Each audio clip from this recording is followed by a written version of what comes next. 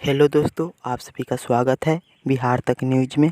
तो आप सभी दोस्तों को आज हम एक नए अंदाज में जानकारी देने वाले हैं। तो आप सभी दोस्तों इस वीडियो के अंत तक बने रहिएगा। तो चलिए दोस्तों, हम इस वीडियो को शुरुआत करते हैं।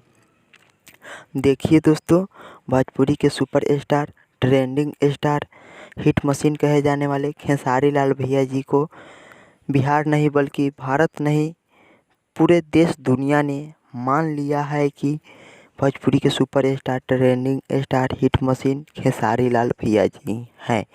तो देखिए दोस्तों, ये सभी आदमी का मानना है, देश नहीं, दुनिया नहीं बल्कि पूरे दुनिया का कहना है कि भोजपुरी के super star, trending star, hit machine कहे जाने वाले खेसारी लाल भैया जी हैं। तो चलिए दोस्तों, अब हम लोग इस अगले वीडियो के साथ मिलते हैं। वीडियो कैसा लगा कमेंट में बताइए।